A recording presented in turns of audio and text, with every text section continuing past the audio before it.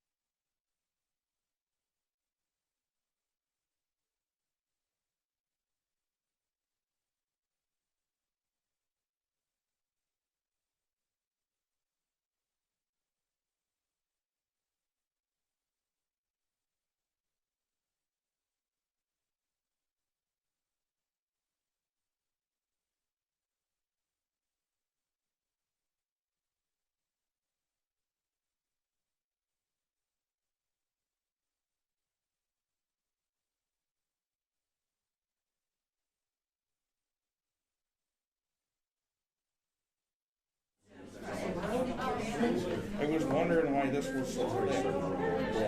The entire thing. The whole thing.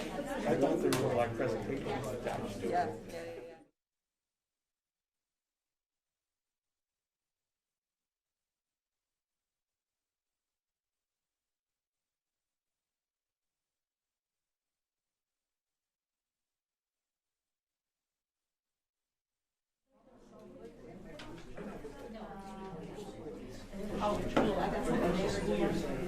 Master's thesis.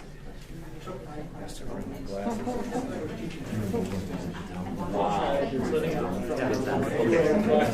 don't want to misspeak. This hour of the day.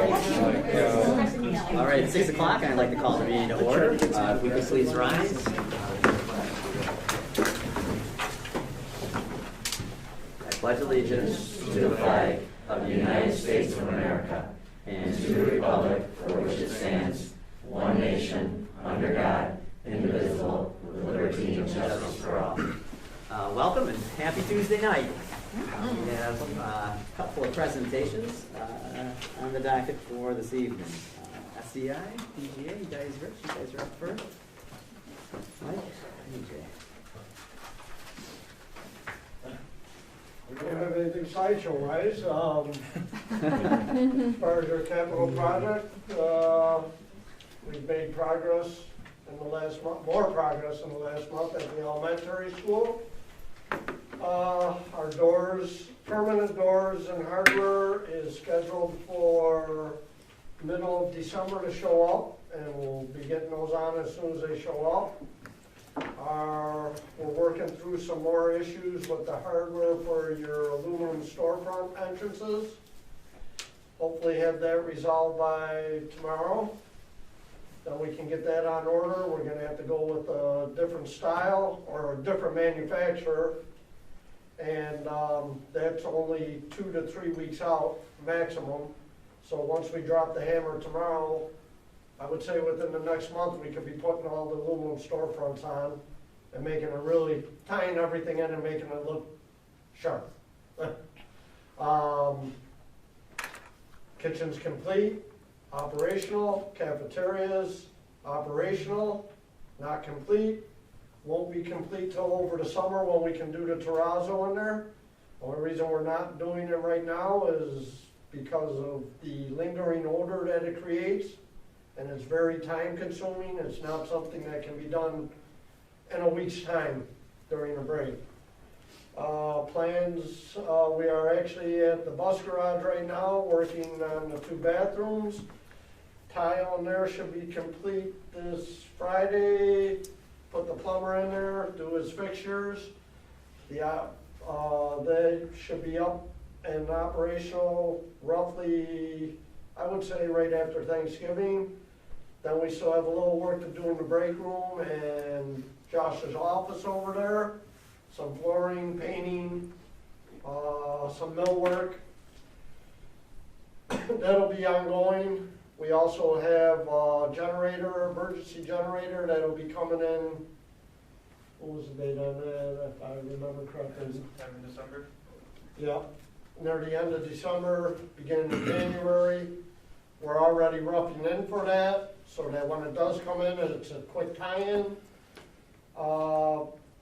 We also have some trench drains and catch basins to put inside where the buses park. And we've talked this through, we're gonna take one bay at a time and do them so that we don't tear up the whole thing and you can't use it throughout the winter. Hopes are starting March 1st over here with all the main office work and that front entry, getting all the abatement done with the caulk around the windows so that when they come in, they're ready to go. And that's really about it. Site work is complete. 99.9%. We're just waiting on, tomorrow should bake 100% as long as the nets and posts come for the tennis courts. Other than that, the rest of the site work's 100% complete. Thank you for the lights. Well, we still have the one issue, but it's not an issue because we have lights back there, so. Yeah. But that'll be corrected over a break. On your monthly report, your schedule, doors and frames, all had a completed date that's come and passed, but it said it was 50% done. So are we still waiting for doors and frames, or are they completed and just the percentage? Frames are in. That'd be the frames. We're waiting for the doors and hardware to come. Okay. The actual slabs and the hardware. Alright, so, because the date for the completion of doors and frames had already came and passed, so that shows Yep. that it's done, so. I think really one of the things that, big thing for me is as we start to transition over here, is that I hope we're looking at stuff, a lot of these things like doors and stuff like that, I think we've worked around and that's understandable. But I would say definitely going into next year, I hope that we're really looking at material, making sure we have it before we do things, because big things like the kitchen, that's something that really hugely affected our kids. Right. The lights in the parking lot, that's one of the major safety things for us, I feel. Which I understand you couldn't have gotten the site work done, and you had the lights, but I hope that we're really looking at that stuff before we ramp into next year, and that we're not going to have those types of setbacks that, are going to affect the students as much. And that's all the reason why we're trying to start earlier. Right, and I think This that, is very time consuming. we have enough lead time that your vendors should be, you guys should be going to them saying, hey, you need to make sure you've got materials now on order. We've already mentioned that to all your prime contractors. They're not our vendors. All we do is oversee this. Well, your contractors are your vendors, so it's your job to make sure that your contractors Right, are working right, with your exactly. vendors. So you So guys need we've to be talking already- to your guys. We've already been hammering the hardware package. The way I know a hardware package in all my past years is the hardware, when they order it, they want to send everything. So now, this building included. The door slabs, we picked the color, I don't know, I think it was I guess 2 weeks just to, ago. just to tie that in, we really appreciate the board members, coming early and doing the walkthroughs, and we have been pushing for material selections. The reason for that is exactly what you're saying. We're trying to get all that done now, Right. so that when we're pushing them and telling them, they can't come back and go, well, we still need your sign off on this. We want to send it back saying, this is what we want, this is how we want it. We have been flexible on materials because of that. So you're seeing hardware changes to a different vendor, some different materials, based on, we're pounding them, they're pounding the contractors, and the contractors coming back going, look, we said this, but I got another vendor that can do it. So we're taking the time to look at them quickly, make sure that we're still getting, first of all, the quality, the materials, everything the way we want it, and then trying to move those along, so. Yeah, and I think given the times that we live in, things like that are acceptable, and we understand you gotta work around those, but stuff like the cafeteria and the setback that was, and, those are the things that I think we need to be proactive on, and making sure that does not happen Yep. throughout the rest of the project. And we actually started hammering on them near the end of summer for everything that's gonna be happening here. Right. Yeah, and that's really what needs to be So. done. When can we expect to see the main entrance of the elementary school become functional so that we can start utilizing that space as we have in the past? Well, if we can get this hardware all set, 2 to 3 weeks, they'll be on site and wrapping it up. So I would say 2 to 3 weeks, January 1st in that area. Okay, so following winter break, we can expect to possibly start using that. Okay. And was there any setbacks from the water main breaks? No. Okay. No. The kids will say no. They'll say they had a wonderful day, Friday off, nice 3-day weekend. That's right. It was disheartening to get all the way here. No, they're closed. Mm-hmm. The only negative is the patch in the middle of that new pavement. Sure. Yeah, true. That's a good point. Mm-hmm. Breaks my heart when I see it. It's just like they put in a road, and then they're back a week later and they're cutting a patch in there and. I will say, going through the walkthrough, the kitchen does look great. It's amazing to see the transformation in just that area. It looks so much more efficient than it once did. I can't believe some of the redesign in there. So I think, you know, it's some people may say it's just aesthetics here, but I think the functionality of that kitchen has changed. I also think the functionality of the main office over there is completely different. I think before it was just boxes, and now you can see a line of communication from one end to the next, which you didn't have. Lynn was in isolation and couldn't tell what was going on. And it's true though. Yeah. I think, Lynn, I believe. I think, you know, there's, with the conference room there now, it provides some opportunities perhaps to, you know, instead of always coming over here for certain meetings, maybe even CSE meetings, they could be held down there, and it could be more functionality, more functional for the elementary and less time lost coming over here for those meetings. I think the nurse's office is top notch. I don't think you're gonna see a lot of those around here that are quite like that. I think one of the things that, you know, there's a lot of talk around the community about still is parking.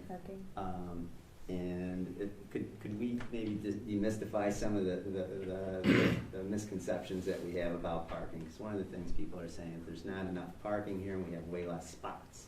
There are more spots, now I don't know the exact number, I'll send it over to John, but there are, and not a tremendous amount more, but there are more spots today than there were when we started the project. It's redistributed. You know, we put them relative to different areas to alleviate the sea of asphalt we had up front. So those spots that were out there are now, some of them are at the elementary school, some are around the side. A big chunk of them are pushed out behind the back towards your athletic entrance. So if they're here on site, they're just redistributed.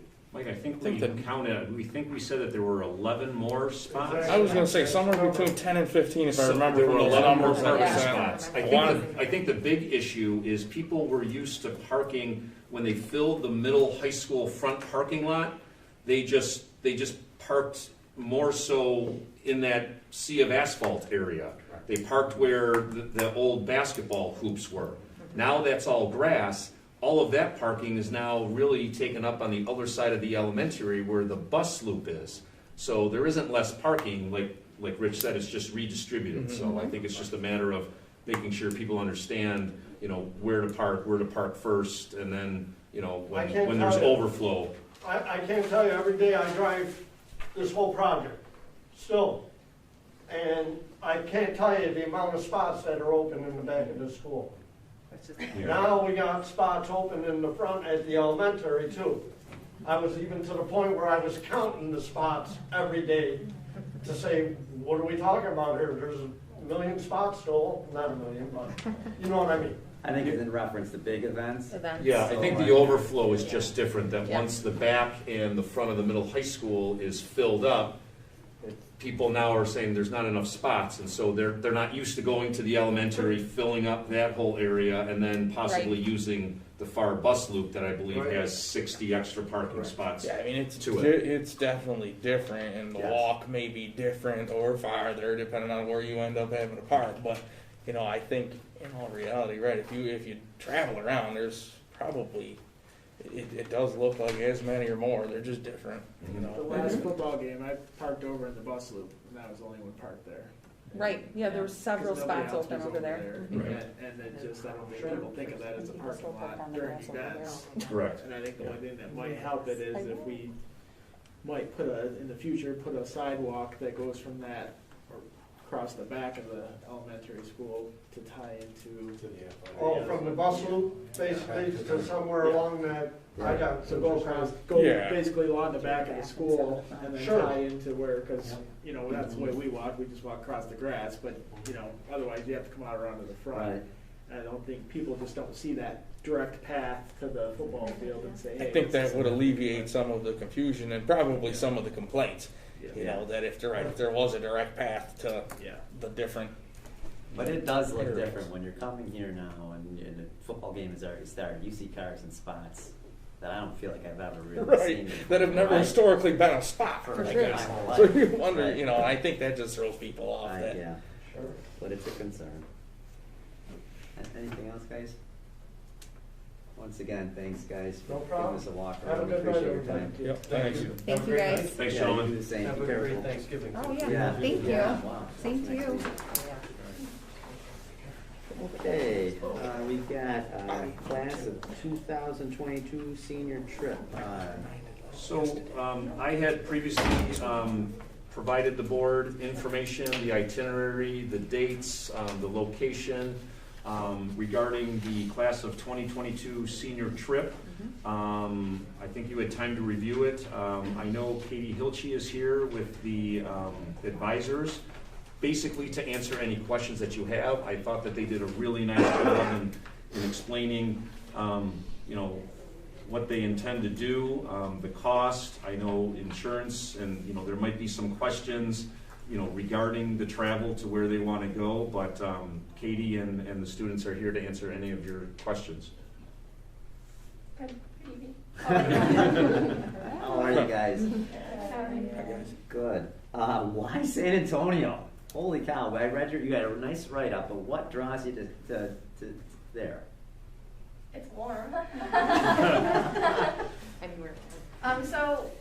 Just to catch you up to speed, if you're not familiar with how we choose senior class trips and how it's done, obviously it's been a couple years Yep. since one has taken place. We asked the kids, what do you want to do? Think about a place you want to go that can provide the educational piece, but would also give us an opportunity to experience something as a class, someplace that you want to go. And we surveyed the kids, and they came back with San Antonio as their #1 choice, looking at things they've learned throughout their time here, whether it be the Alamo and some of the rich history that they learned about, experiencing Texas, and the Riverwalk in San Antonio. So they came back with that. They had some other options as well. They chose Disney and Boston. And we put a survey out and surveyed the class as a whole, and they came back with their first choice of San Antonio. So here we are, pitching it to you all. So it looks like the numbers that you guys gave us, that there's 31 that are paying, 3 that are for free, and does that represent, like, how close is that? How many kids are in the class? So actually the class of 2022 is a little bit of a smaller class Right. than what we've seen. So we have 54 Okay, students in the class of 2022. so that's 34 out of 50 then. That's a better number than I thought it was gonna be, Katie. And then there's the term quad in there. It says quad, and I'm just not that smart. What does that mean? Oh, come on, don't cut yourself short. So quad is the number of 4 students per room. Per room. Okay, so for 4 students, it's $1,100. Is that, do I have that right?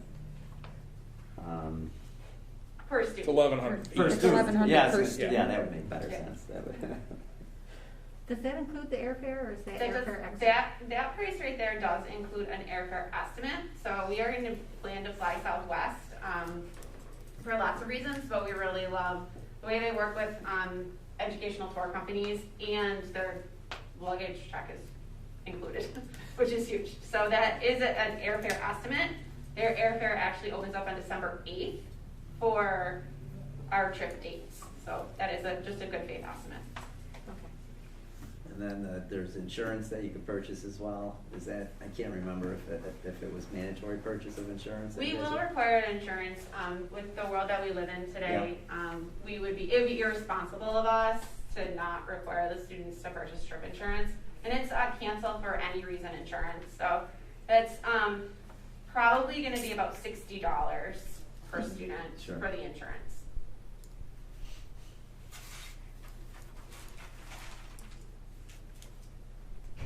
You asked me earlier, am I right, during softball, would this ever, would you think we'd ever be able to go? And here we are. Oh, yeah. Big ask. Yeah. I think it's great to get to a different region of the country. Like even going to Boston, it's still Yeah.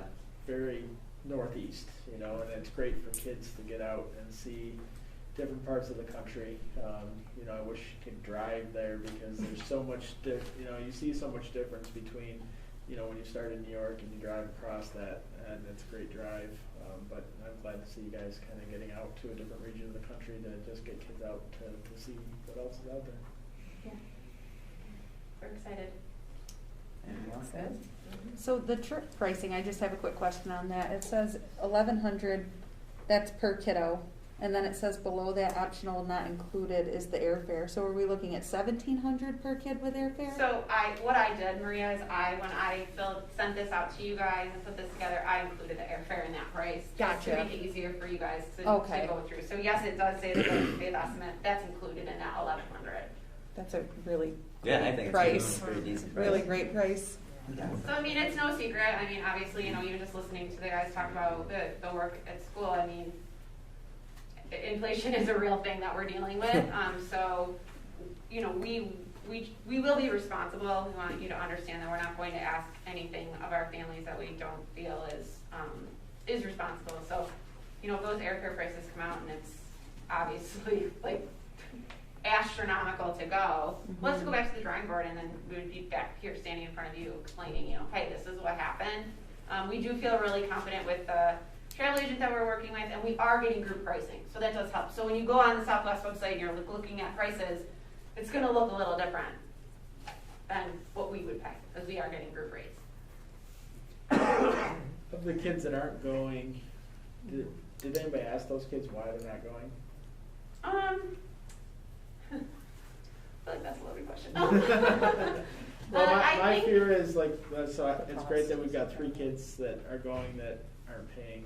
My fear is, did we miss a kid that's maybe afraid to ask that, or? Yeah, so that free number there is actually for chaperones. Okay, That is not for any students. gotcha, sorry. And we obviously make every child in the class of 2022 aware of any fundraisers we're doing, all of our field trips that we had planned back in 2018 when they were freshmen, and then didn't get to do.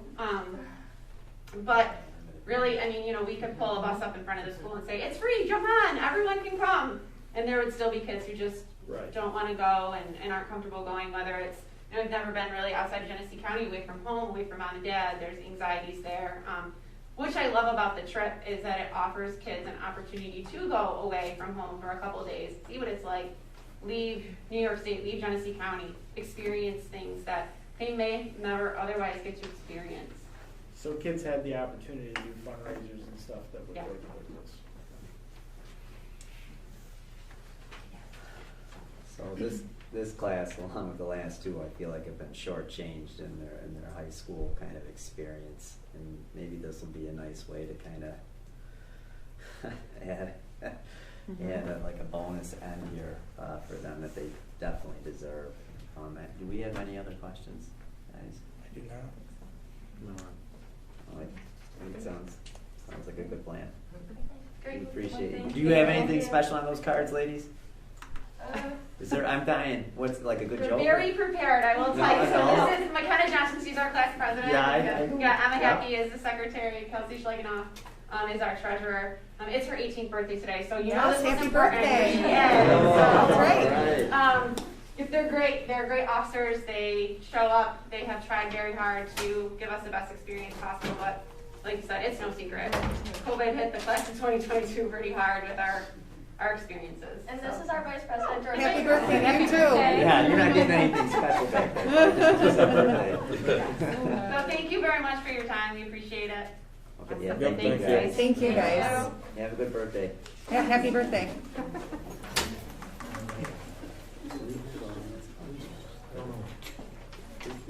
I don't see anyone from.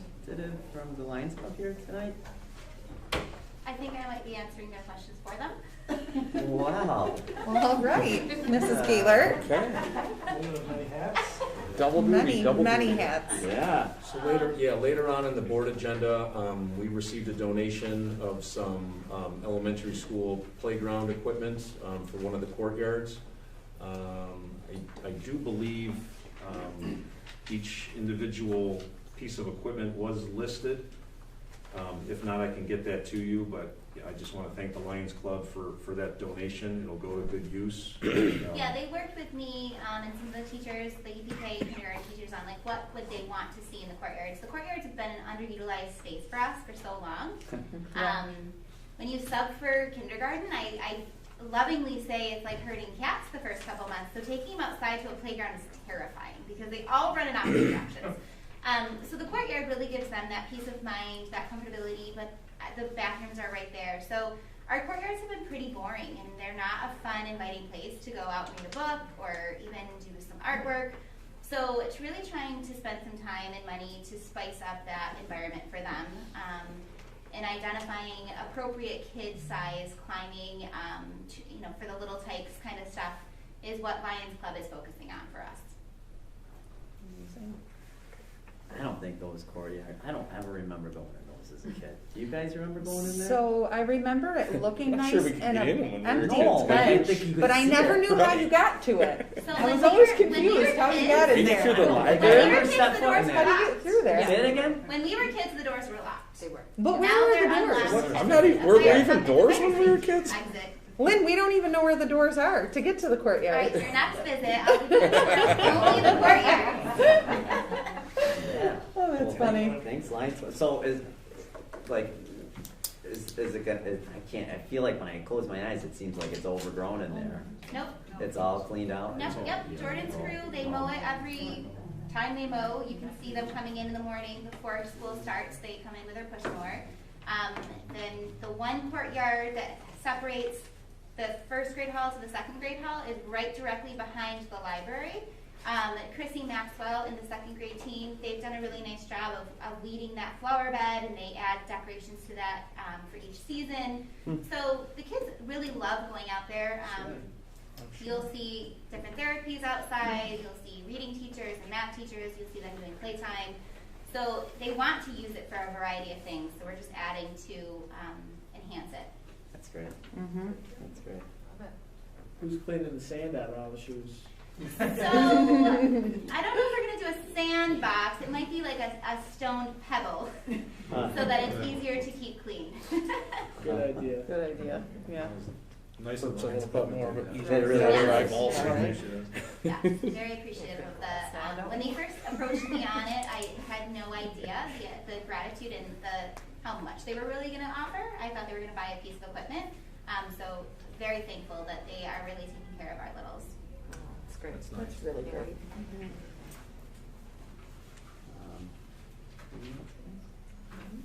Mr. Peterson, update on.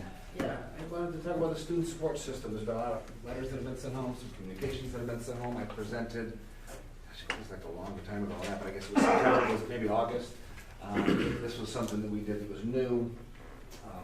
Back then, we talked about the concept of it and looking at it from a different point of view, and I talked then about my philosophy and what some of the suggestions that people had for what we needed to do versus what I thought we could do. And the spin on it was here's what it could be, here's what it shouldn't be. And I wanted it to be a way we could support kids. So if you remember, The first level of support that we talked about was office hours, a system that was already in place.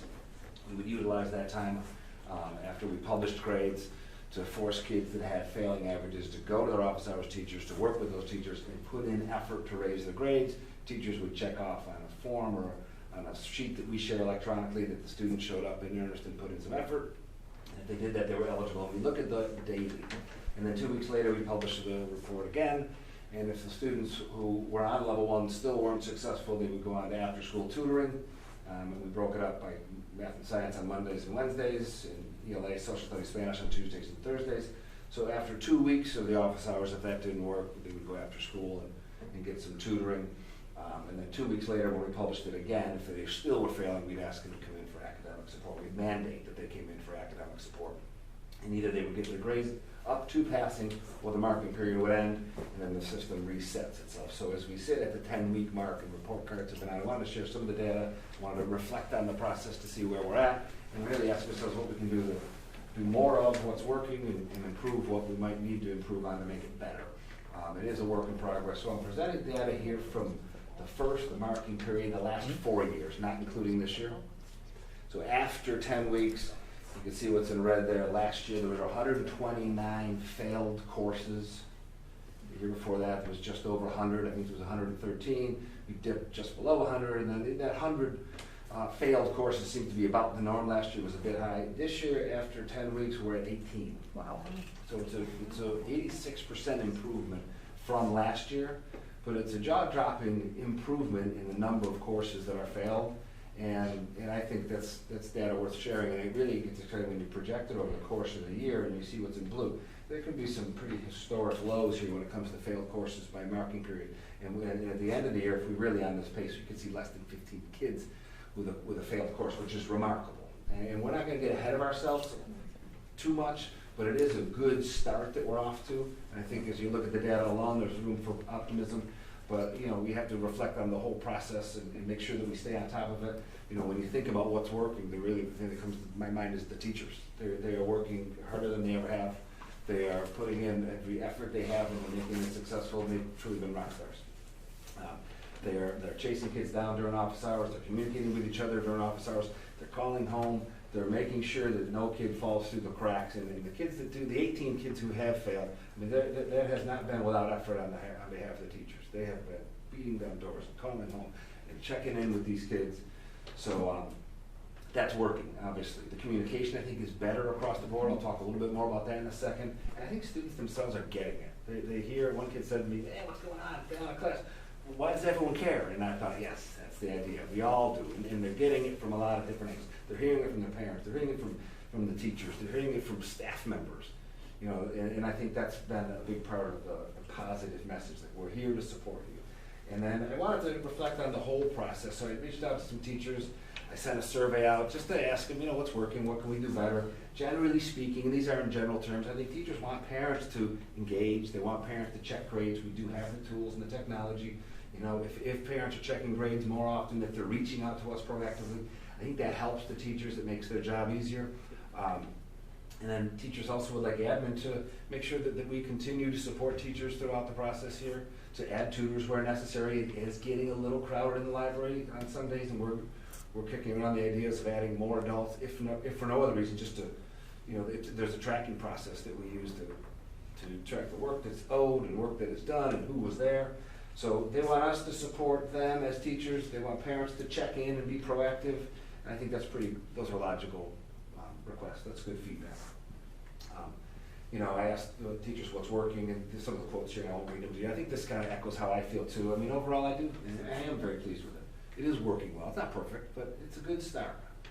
And the words accountability get thrown around a lot. I think there's a step in the right direction here for holding kids accountable, for empowering them to be really in control of their own destiny when it comes to eligibility. And then also, what can we do better? Like I said, it's not perfect. And these are logical, I think, comments after 10 weeks that we'll seek to get better at. So I think that generally speaking, from a teacher point of view, it's working, and we'll continue to reflect on it and get better. Parents, same thing. They're more laser focused in the responses I got from parents.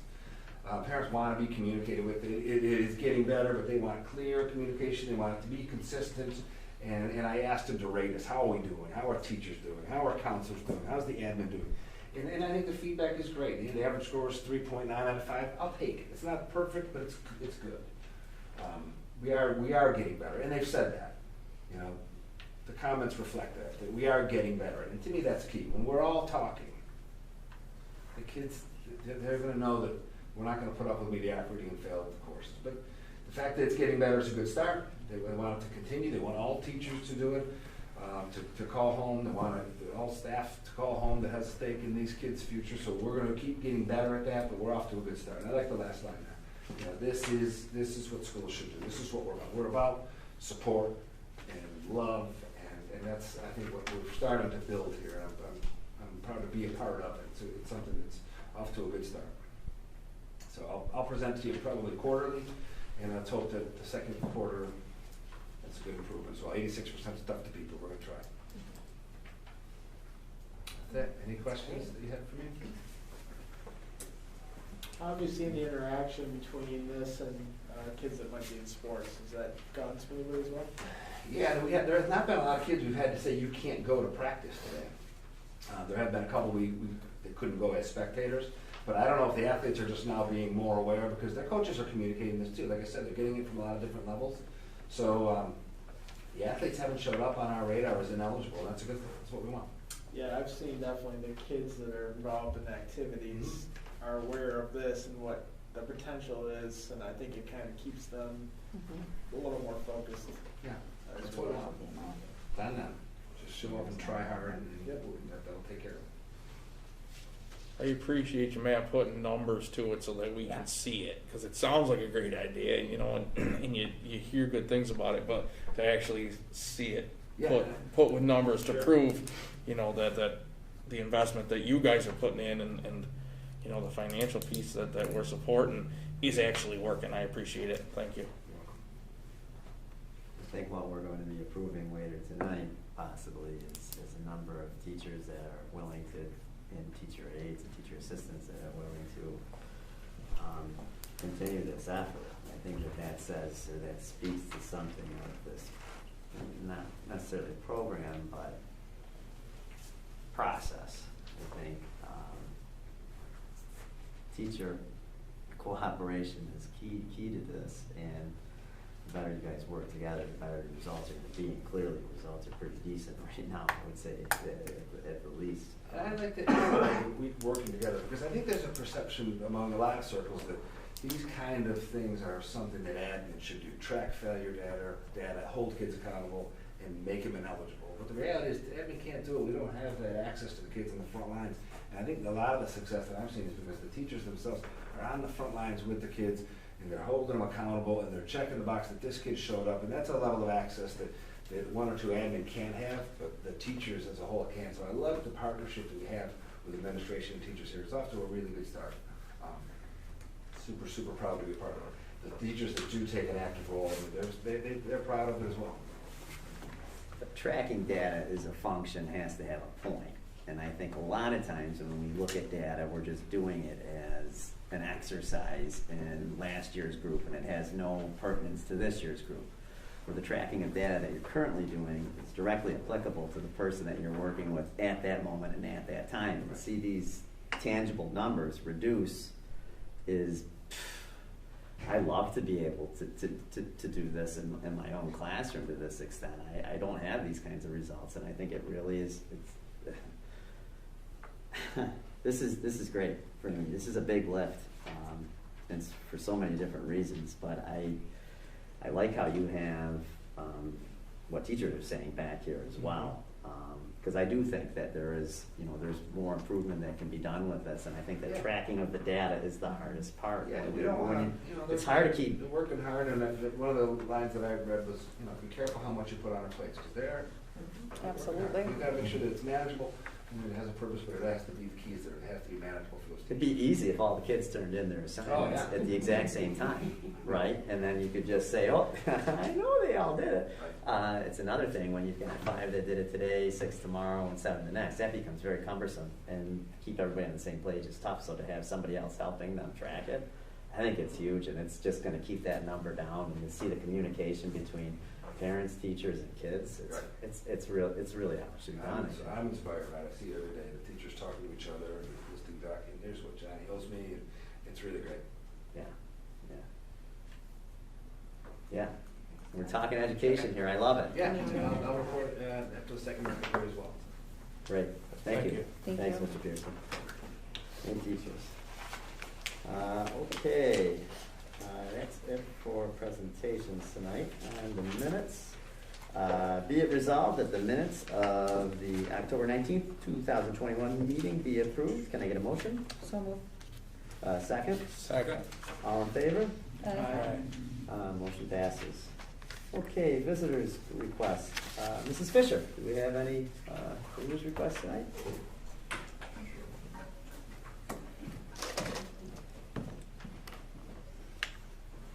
No, we don't.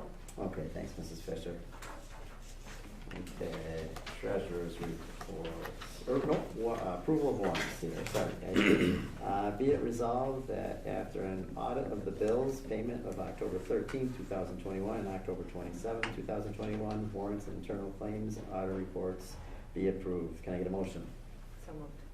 Can I get a second? Second. All in favor? Aye.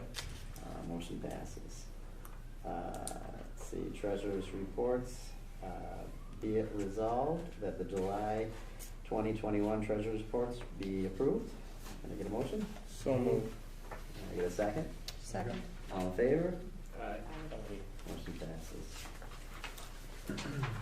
Okay, on to policy 1510, regular board meetings and rules. John? So this is the first reading for the board on policy 1510. In light of what has transpired since COVID has started, and as many people begin to have heightened alertness and opinions and philosophies, it seems to be that boards, school boards, are now the target of complaints and some of the backlash that we see going on. And this policy was newly created, revised. We currently do not have a detailed policy regarding how to structure and run our board meetings. So I thought it was very appropriate to bring the board's attention to this policy, to revise it. I did go in and adapt it to what we currently are doing. Obviously, we have a 7-member board, so our quorum is 4. We do follow, Robert's rules of meetings, and we do offer up a public session for our community, but really it just more so outlines how board meetings should function, and really just puts in place a structure to keep our board meetings business, and to make sure that people understand the business of the board is done in public, but it's not necessarily for the public, and to make sure that we, if times get rough, maintain the order and people have some sort of guidelines and rules to follow. So this is your first reading. I don't know if there's any questions. Lots of boards are adopting this policy just because, like I said, when I went back to take a look, I think our policy had one line in it saying that you would hold board meetings. It's old, and again, I don't think this policy, if we weren't in the times that we were in, is very important, but I think it is appropriate to have one at this time. So, Jackie and I, was pretty perfect timing, I thought, last night. Attended, what is it, Dan? What is the? Genesee Valley School Board Association? Yeah, we attended one of the workshops that they put on, and they had an attorney there that kind of went through protocol and ways to kind of de-escalate a contentious board meeting. And I think when, after going to that and then rereading this again, I think there's a couple of things that we might want to take into consideration. jump in, Jackie, anytime that you've got something here. No, as far as that I'm missing, I don't. No, you're good. Yeah. So one of the things that we have in this policy is that visitors can only speak to agenda items. I think it would be something that we should think about, that they can include non-agenda items as well. I don't want to restrict conversation. If somebody has something to speak in regards to our school district, I think they should have the opportunity to speak. So that's just an idea that I have there. The other thing that I thought as well is that that was advised is that to have a sign up 24 hours prior to the meeting. I think that that's something that we might want to take into consideration. Maybe it's something that we have on our website, that somebody could just log on the website, sign up, or they can contract our district clerk to do that. It's not an absolute that we have to do, but it just might be something that might be helpful for us, just to be more aware of what's kind of coming our way. Because again, we don't have all day, every day to get ready for these meetings. And I don't know about you, but I'm not looking to have 100 people here talking to me about something that I'm not prepared for. We try our best to prepare for these meetings. And I also think that we need to be very clear about our code of conduct. That what happens in the classroom, code of conduct that students and teachers we expect and administrators to follow, we're going to expect to happen in this boardroom as well. So I think we need to have an updated statement that whoever the board president is at the time is going to read prior to any meeting, just to remind people this is what a board meeting looks like. This isn't a fun time with your community. Business has to occur, and the people in the audience, they have the opportunity to view, but they don't necessarily have the right to participate. And that's what a board meeting is at the end of the day. We are supposed to represent the public, and we're going to do it to the best of our ability until someone chooses not to vote for us again, if that so happens. So those are just some of my ideas, Jackie. I don't know if I represent that meeting well or not. That's fine. Yeah. Okay. So what I'll do, Justin, is I'll add in about the visitors can speak to agenda items or non-agenda items. I can discuss with you further about the sign up, how that would look Sure. like 24 hours in advance. And I'm not saying that to reduce the number of people that are going to have the opportunity to speak. I do think that we have to be respectful of everybody's time, and maybe we have a 30-minute window. We could divide that 30-minute up, 15 agenda, 15 non-agenda, or something along those lines, but also be cognizant of the fact that if there's 30 people here and they all want to say the same thing, we don't necessarily want to hear the same thing over and over and over again from 30 different people in that 30-minute time period. And then my thoughts on the board code of conduct is we do have an updated letter that people are supposed to read when they sign in and they want to talk to the board. Maybe that is just something you read before each and every board meeting. I can look at that and Clear update that for you. expectations, right? Get better results. Sounds good. What was the reasoning behind having the 24-hour window to sign up to speak in front of the board prior? To better anticipate and vet the people that are speaking, because one of the things that the lawyer referred to is that, and I can't necessarily believe it's going to happen here in Oakfield, but it's happening, is that people from out of the village, even out of the state are signing up, and they're not actually members of the community. And I think that But that's... still, that's not gonna stop anybody from coming in the night of the meeting to sign up either. I mean, that's still gonna happen, it's still gonna. What if it's done the night before, you could vet the list a little bit. You can vet the list a little bit. Yeah. Okay, so that's Basically what primarily. to be honest with you, yeah. Because I mean, like, obviously, for the most part, I can vet most of the people in here just by a quick visual. And there's a few newies here that I would welcome you. But you've been vetted in a different way. I'm pretty sure. But I think that's the reason why, Dan. And as he said it, I cringed. I really did, I'm like, ooh, I don't know if I don't want that 24 hours. I'm just suggesting it right now as something to think about. That's what I'm saying, because watching it, what goes on out there, there's organized groups, Yeah. right? And they're not Yes. necessarily gonna sign up 24 hours in Right. advance, because they know that's why, so they're gonna show up the night of the meeting Exactly. and do what they've done. So. And not to go off down a crazy road here, Dan, I mean, there is some extremes that he was speaking to as well. He was also speaking of an exit plan that the board would have, and he was talking about barriers that you would set up between the audience and the board itself. No, that was true. And then there's a script that the board president should read Yeah. if there seems like there was an escalation. And I don't know if we have to get to that extent, but like, he really laid it out. And I felt like that was one measure that wasn't too obtrusive. Because I do think if we were to line tables up here, that'd be ridiculous. This is our community. I mean, I love people here. I think the one thing that also helps the board and the community is we do, live stream this, we do obviously video record it. I think one of the things that if someone is going to speak, that they should also give their address. I know that there's some privacy issues with that, but I will tell you that a lot of the issues that boards are running into is they are allowing people to speak that don't necessarily live in the community, and that should not happen. So there's a little tug of war with all of that. The people are standing up and just speaking their minds, and they're not going through the proper process of stating their name, where do they live, and that's where some of the school districts are running into trouble. We can definitely tighten it up, I think, Dan, in a way that's going to be, I don't know, just.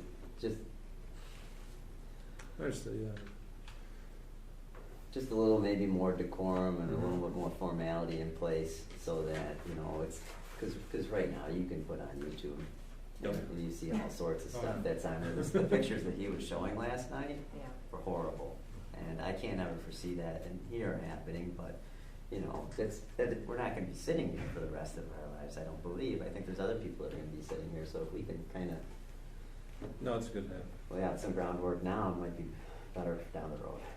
Justin, I have a question on Yeah. that. So anyone who does want to speak to a non-agenda related item, you're saying they would have an opportunity to sign up online with a 24-hour notice and give the topic that they wish to discuss, and then would we be privy to that information so that we can be better prepared to speak to it, or? Sounds great, like a great idea. I don't know really how we would. Is that what you were envisioning? If that's the route we were going to go, I would think that I would have them call district office, talk to somebody in district office that, hey, I know your board meeting's tomorrow night.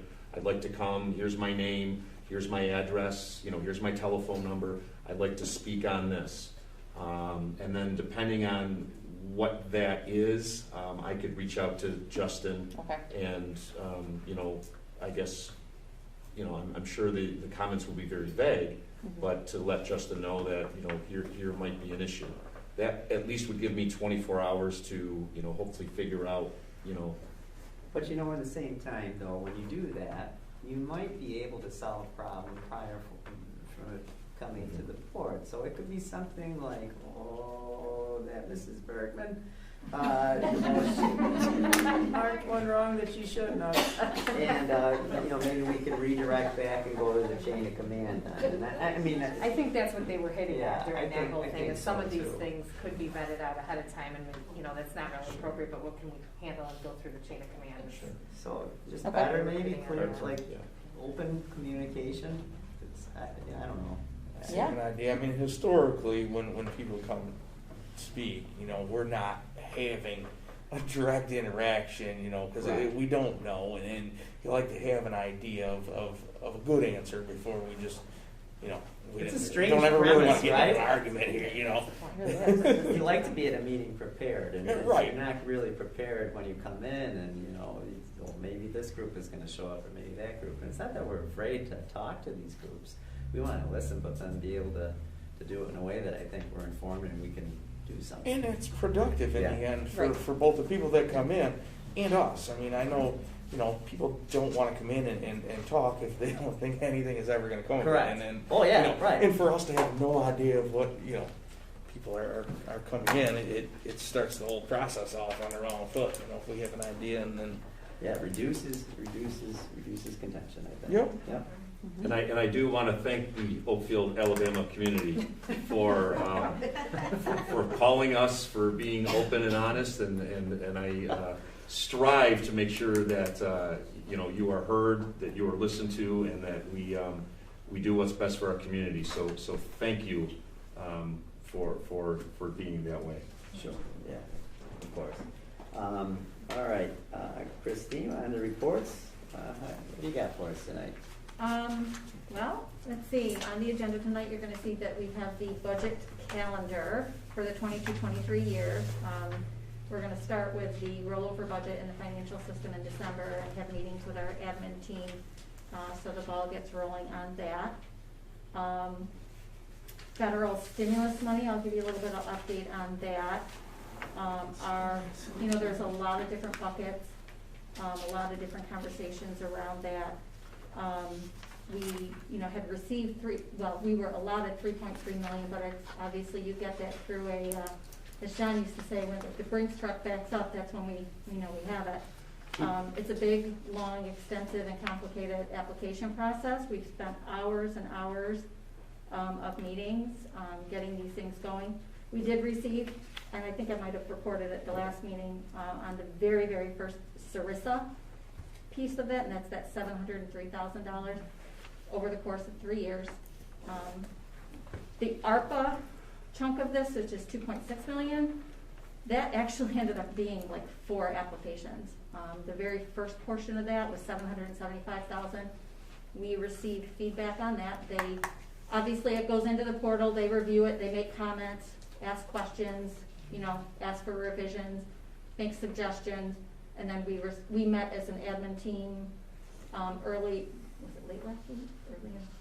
And we've made those revisions and are actually uploading those revisions today. Today, several of the admin team also met on the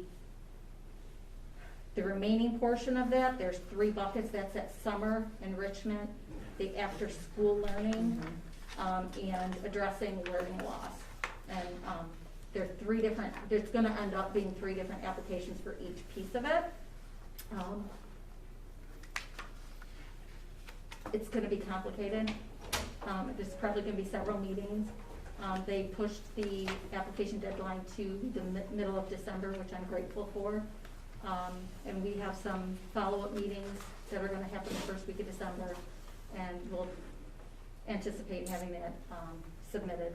It's pretty complicated. It's over 3 years, and I kind of just want to remind everyone here and the community too that this is a separate bucket of money from the general fund. It really isn't general fund money.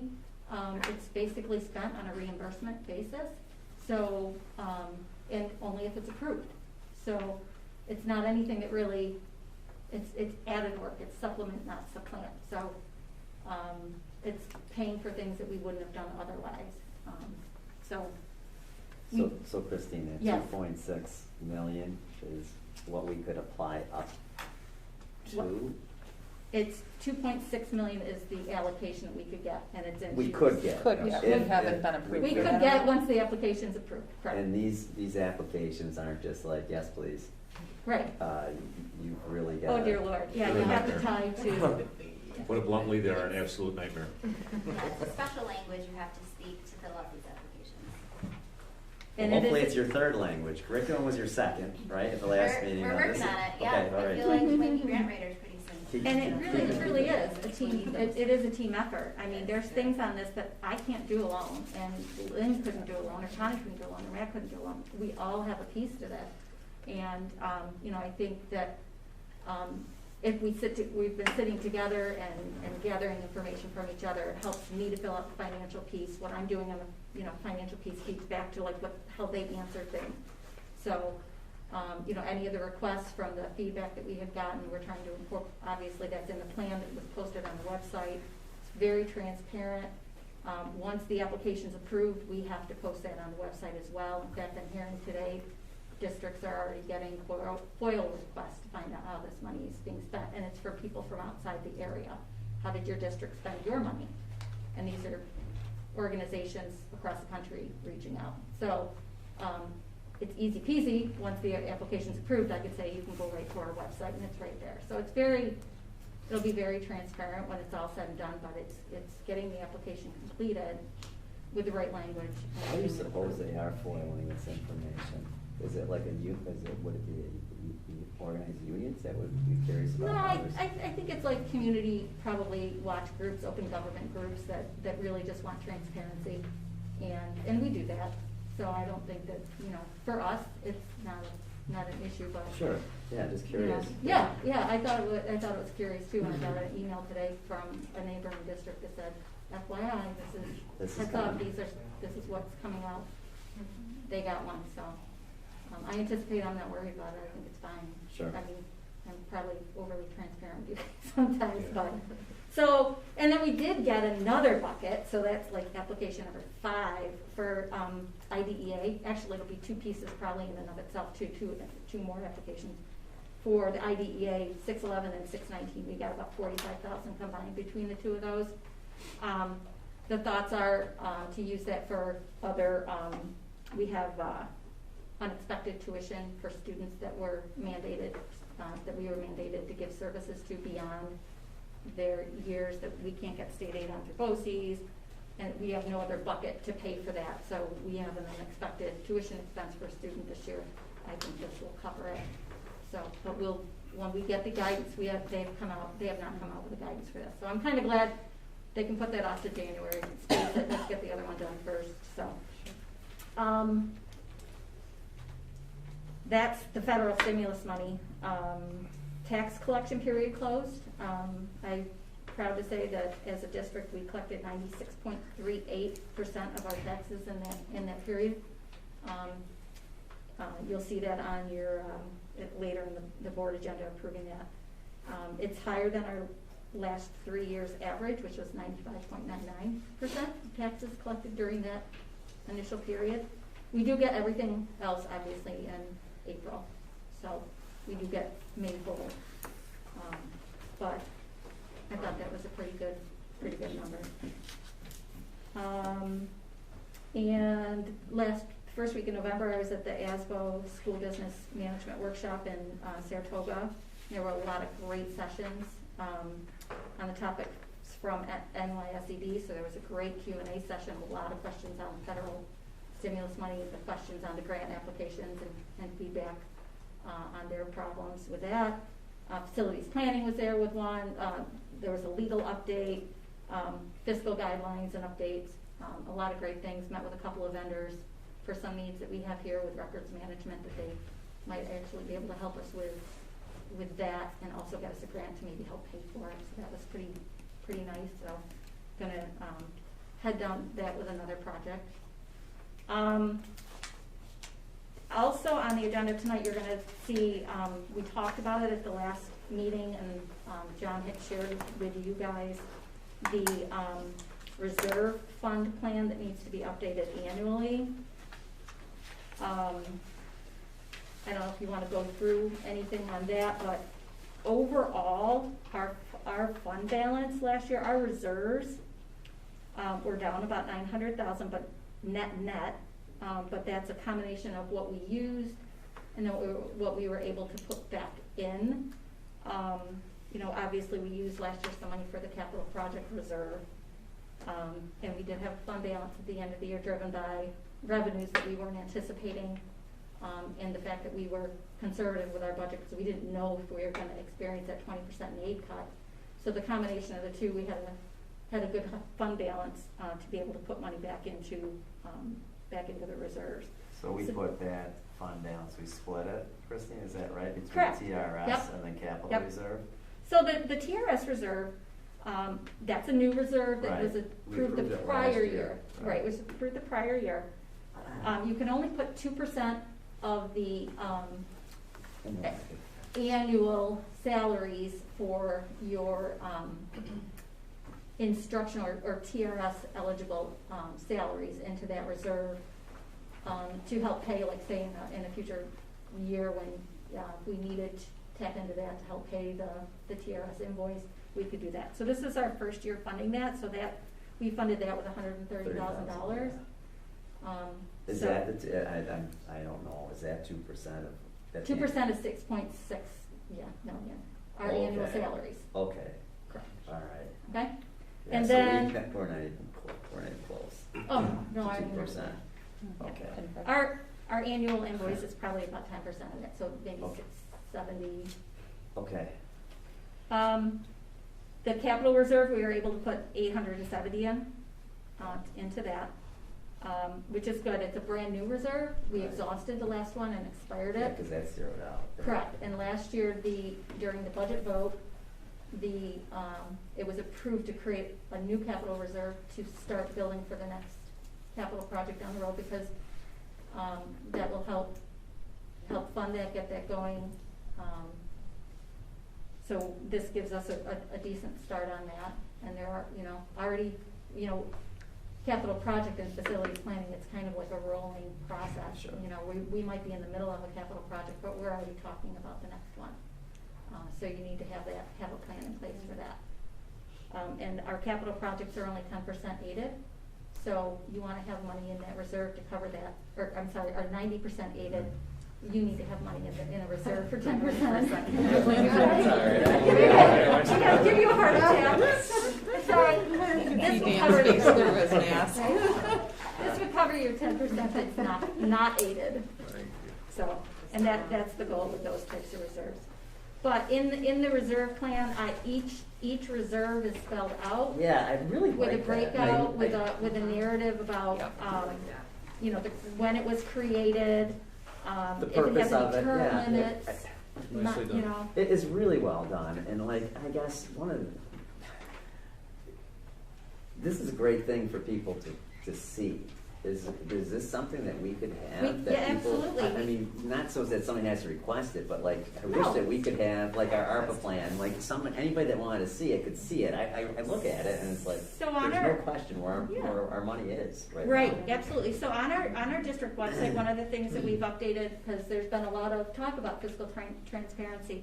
So if you go under the department's business office, we do have a section that talks about, obviously, all the details and the presentations for each of the budget years is in there. Yeah.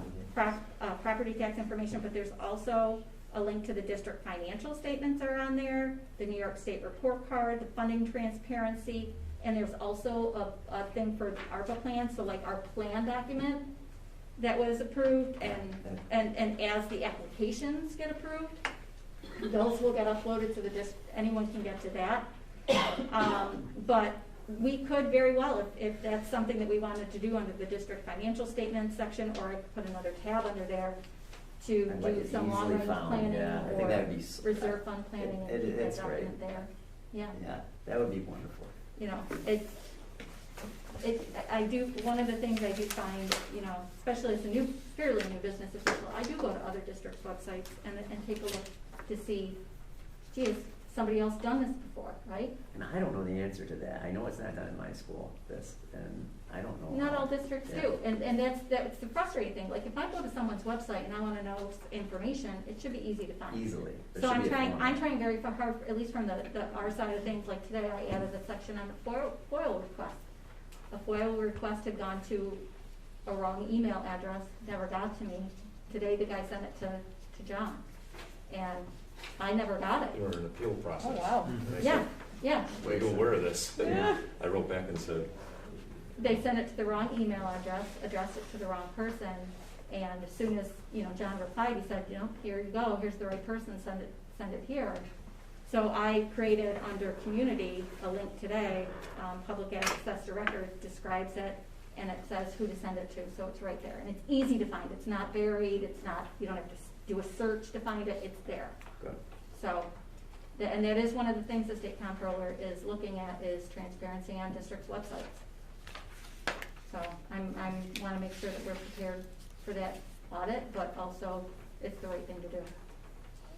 Thanks, Christine. You're welcome. John? I have some great news to share with the board and the community. Last weekend, we had 2 cross-country runners qualify for states. Connor DeMoy finished 7th place, and Logan Clark finished 39th place. That's just awesome. Keep in mind that Connor's a sophomore and Logan's a freshman, so I look forward to I look forward to them really doing well over the next few years. But that is just amazing in itself. So congratulations to Connor and Logan.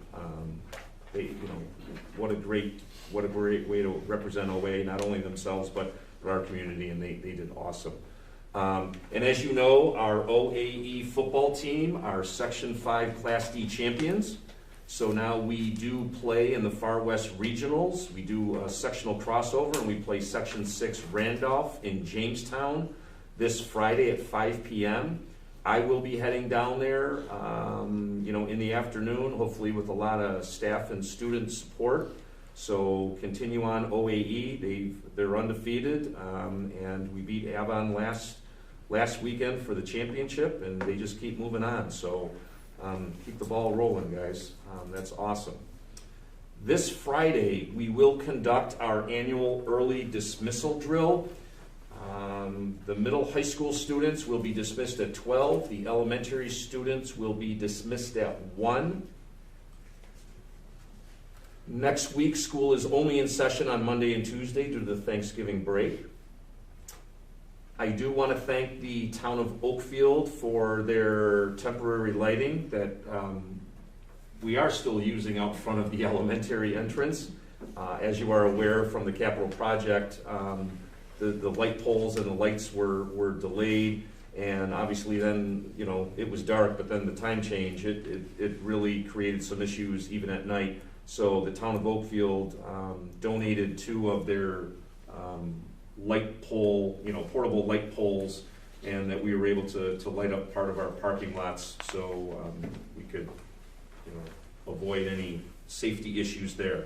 I am happy to say that 90% actually 100% of the light poles are in. There's an issue out back with some of the wiring of the ones for the parking lot out back of the middle high school, but that should be resolved.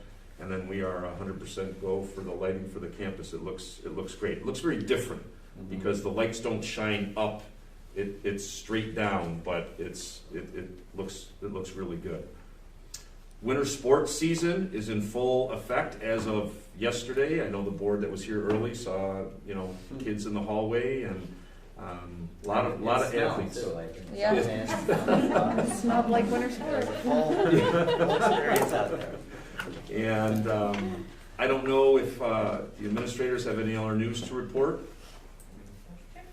So along the same vein of Matt's student support for academics, our family and student support team has really taken off, doing some nice things. I want to give some accolades to SRO Alejandro, doing a really nice job interacting with kids. He's after school playing basketball with them. He's in the cafeterias with them. He's walking the halls with them. He's at our games with them, interacting all the time with them. He's great. He's doing an outstanding job there.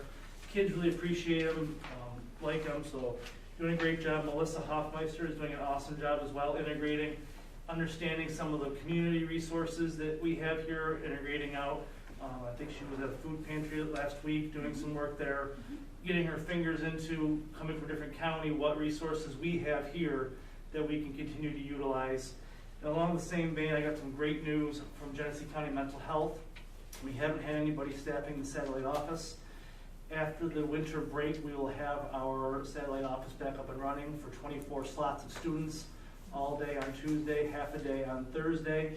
That's an outstanding thing, so that'll round up. Our student support team will be fully staffed once they're on board. So really, we've met as a team today and looked at our procedures, how that satellite office enrollment worked last year, made some improvements, things that we could clean up to get the most out of that partnership. So we really appreciate Genesee County Mental Health in a staffing crisis of their own, making sure they're getting somebody on board that was new a couple months ago, training them. They'll be there for about 6 months before they come here in January. So they're working really hard to get somebody out here for us. We appreciate that. So our student support team is really doing a nice job, trying, especially as we get closer to the holidays here.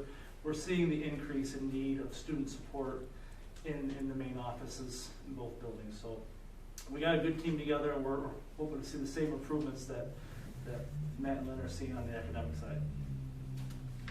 I just want to say thank you to my faculty and staff and all the buildings and grounds, cafeteria for my building.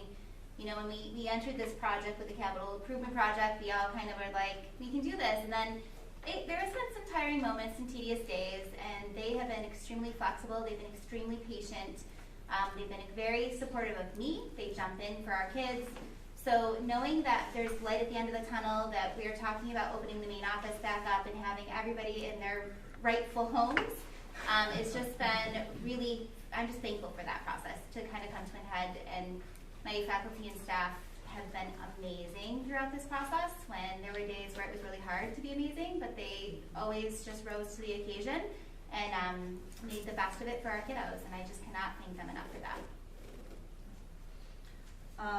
One thing that is going on that we're kind of excited about, and I think I mentioned it last year, COVID kind of put a lot of this on the back burner, but we're bringing it to fruition. We're bringing to Oakfield some really great experiences, not only for our students, but it will be for some students in our region as well. So many of you know Alabama Solar Farm is coming in, and it's EDP Renewables is the company, and what they like to do is, you know, give back to the community. So EDP Renewables has partnered with an organization called KidWind. KidWind brings professional development, kits, all sorts of things to do with renewable energy, so solar energy, wind energy, to communities. So what is going to happen tomorrow is, in this room, actually, I'm going to have a real early morning getting this all set up tomorrow. We will have 3 representatives from EDP Renewable Energies. We will have a KidWind representative. We will have elementary teachers. We will have middle high school teachers. And then we have teachers from 5 area school districts that will also join us tomorrow.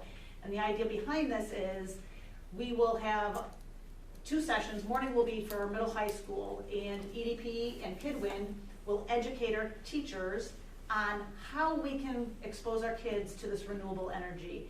And not only do they train our teachers how to do that, they will provide support, come in if the teachers need it. They're providing kits, the materials are all free. Actually tomorrow they're feeding breakfast, they're feeding lunch, like everything is paid for through EDP. So KidWind implements it, EDP pays for it. In the afternoon it will be our elementary teachers. We're super excited. This provides an opportunity for our kids not only to do some new STEAM type activities, but also to be exposed to jobs that are probably going to be in the forefront when they're up there. By the time our kindergartners get to be, you know, high school age and they're ready to go off, the job market is going to be completely different. Anything from a technician at a wind or solar farm, to the engineer, to the people who are building them. There's just such a wide variety of potential career opportunities. So this was something that, again, it's a totally voluntary thing, but both Matt and Lynn said on our end, hey, we think this is a great opportunity to bring because it's going to positively impact our kids and provide them these experiences. And then when EDP asked, you know, would it be okay if we invited other school districts? And I'm always of the mind, yes, any kid that we can positively impact. So we'll have other teachers from districts as well. So that's an exciting thing. It's been a long time in coming and planning, and it's going to come to fruition tomorrow. And as we move forward and we get the training and the kits in our teachers' hands, and then they start getting into the classrooms, you will hear from us again. Maybe teachers, maybe, you know, KidWind or EDP will come in, but we really want to share back with the board the experiences that we're providing the kids, and it's, again, through this company that's coming to our region with a solar farm. So we're excited about it. I think GCC just announced that they're doing a curriculum for solar technicians. Oh, really? There was one of the local colleges just announced it a couple weeks ago. So I mean, this is going to hand in hand. It's like the future for a lot of our kids. So it might be something that they could get them interested in the future to participate in that as well. Yeah, they have competitions all across the country too, and my guess is, and I can talk to Mike tomorrow, that they'll end up with some partnerships over there, because like our Sean McNutt, our high school tech teacher, he's one of the high school teachers that's coming, he is so excited because that's right up his alley, and competitions and taking kids and creating, and so the potential is, it's really great, not only for our teachers to have this, but for our community. I'm really excited to get the kids excited about this stuff. And then I would say that kind of training that our teachers are going through tomorrow really puts a taxing on our ability to provide self-coverage. Every school always has a shortage of subs. We're no different. So a special shout out to our support staff, our teacher aides, our clerical staff. There's a lot that goes on behind the scenes to cover that so that we can provide the trainings. There's not a shortage here because teachers are taking days off, because that's not it. This is a training day where we have several teachers. We want to be able to provide it. So the teacher aides show up, sometimes they don't know where they're gonna be. We spread them pretty thin, and they rise to the challenge, and the clerical staff too that does a nice job managing it, so shout out to those groups. I'd just like to mention to the board, I have a lot of colleagues that in some shape or form are in education. And when I meet up with them or, call them, text them, see them out, it is amazing to listen to them in any given day what they're dealing with. And I have to say, and Matt made it a part of one of the comments on his slides, that the teachers are rock stars. And when someone says to me, how are you doing this over there? How are you making it work? I say, our teachers are rock stars. Well, do you have a bus driver shortage? No. Well, why not? Because our bus drivers are rock stars. And, what about and I say, oh, listen to this. We didn't have an elementary cafeteria, and we were making food at the high school and transporting it down to the elementary school. And they would honestly say, how are you making that work? And that is my answer. Our cafeteria staff are rock stars, and you can say that for buildings and grounds. When we had some playoff games here, I had a lot of people say what a beautiful campus that we had and how well it was taken care of.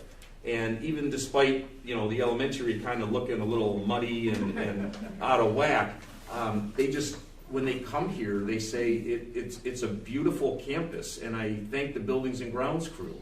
And even for myself, they'll say, how are you getting through all of this? And keep in mind, a lot of school districts this year are just getting back up and running 5 days a week. We have been this since day one, and I owe it to every single unit, every single person in this district, just that we are all coming together, we're all rock stars, and why schools are just trying to stay open and not go remote. Look at the stuff that we're doing at the middle high school. Look at the stuff that we're doing at the elementary. We're bringing programs in. We're shifting these kids, and it's like they haven't missed a beat. And I just, I know it's Thanksgiving time, but I just need to say that I am so thankful to be the superintendent of this district, because I do listen to my friends and my colleagues, and I do kind of have to sit back and kind of smirk a little bit that,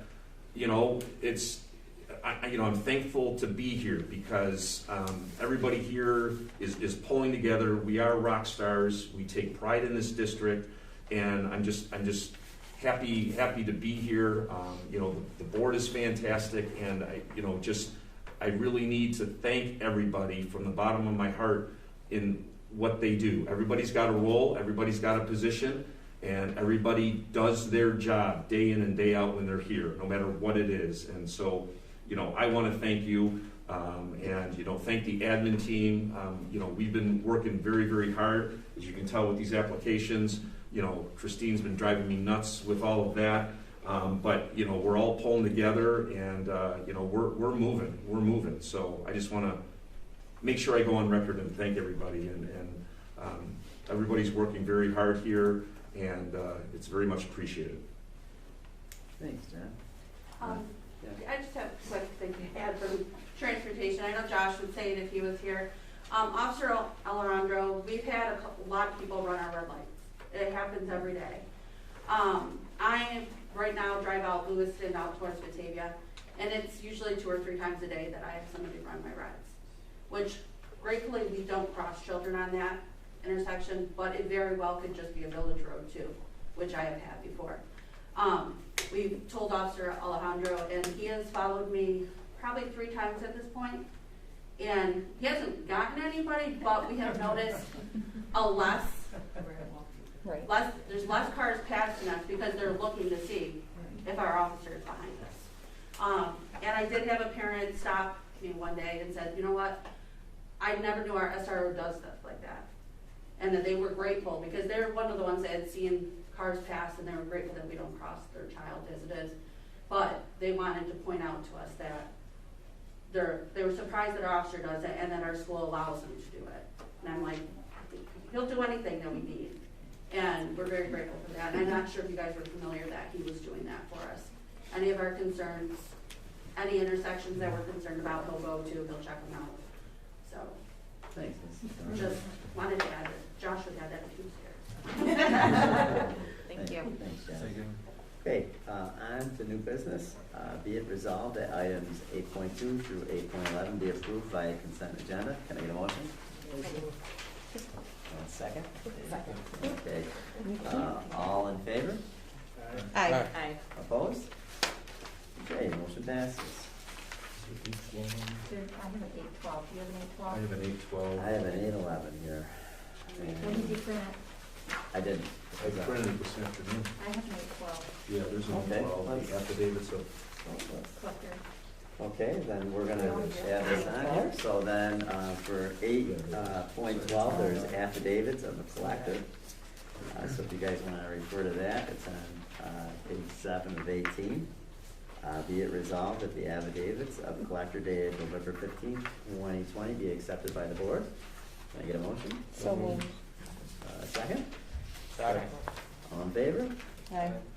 Opposed? Motion passes. Okay, communications. Mrs. Fisher, any communications for us tonight? Okay, thank you. Discussion and roundtable. I think we're set there. The personnel. Oh, I'm sorry, the meetings, I apologize, I skipped over that part. Do we have any meetings? Sorry, Maria, you are, where are you at, Maria? You're at Safety Committee, and Dan, you as well. I apologize, guys. What happened at the meeting? I think So Mr. we- Montroy Sorry. is speak on that. That's I okay. apologize. That's I'm all sorry. right. We had a good safety committee meeting, updates for capital project, talking about things that are upcoming that we're still looking at for the PA systems, for some of the blue lights, outline for capital project scheduling that we also heard tonight. So things are going well. We have, some little things here and there that we want to look at in terms of some speed over on the side here, maybe some speed bumps, looking at those. Yeah. Our fire drills are done. We're working on our lockdowns. We have a good rollout for those 4. All of our plans have been uploaded where they need to go to the state police, to the New York State portal. So we're looking good for our safety committee meeting. Did I miss anything? I don't believe so. Dan? No, you covered it. Any other meetings? Okay, on to personnel. Be it resolved that items 11.2 through 11.17 be approved by consent agenda. Can I get a motion? Motion. Second? Second. All in favor? Aye. Opposed? Okay, motion passes. Okay, 11:18. Okay. This is a motion that's going to be approving the appointment of Hillary, oh gosh, is Hillary here tonight?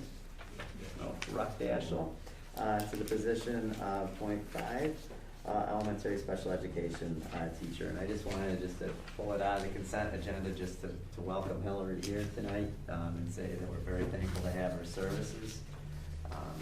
It's great to have an extra person as qualified as her here. So can I get a motion? So moved. Second? Second. All in favor? Aye. Opposed? Okay, motion passes. Congratulations, Hillary. I think she's been here for a while already, though, so tonight.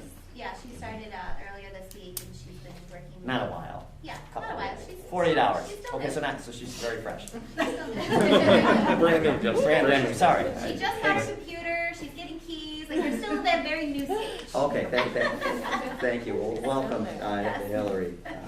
And then we have 11:19. It's approval of school psychologist, and this is for Summer 4S. And Summer, is that you back there? Yeah, she is. Hello, Summer. Welcome back. Welcome, Summer. Yeah. Thank you, Jackie. It's good to see you. Fellow French horn player, right? Yeah. Yeah, way back, way back. Well, it's really nice to have you back. I'm very excited I think we all are very excited to have you back here, and we're very lucky to have you here as a school psychologist. So I'd like to approve Summer for the position of school psychologist effective November 29th, 2021. Can I get a motion? So moved. Can I get a second? Second. All in favor? Aye. Opposed? Motion passes. Congratulations, Summer. Thank you. Okay, and then 11:20, we recommend approving the probationary position of Amy and Kojay. Kojay. That's fancy. Good, I like it. Amy Kojay for, yeah, it does. I like that. The sound of that. Speaking of the sound of it, as a speech pathologist. There we go. We're tying it together here, Amy. We'd just like to welcome you here, and are very thankful that you're coming to Oakfield. So, can I get a motion? So moved. Can I get a second? Second. All in favor? Aye. Opposed? Motion passes. Welcome, Amy. Welcome. Welcome. All right. On to executive session. I think we are going to have executive session tonight. Be it resolved that the Board of Education will enter executive session at 7:28 regarding the employment of a particular employee. Can I get a motion? So moved. Second? Second. All in favor? Aye. Opposed? Motion passes. What's that? Okay.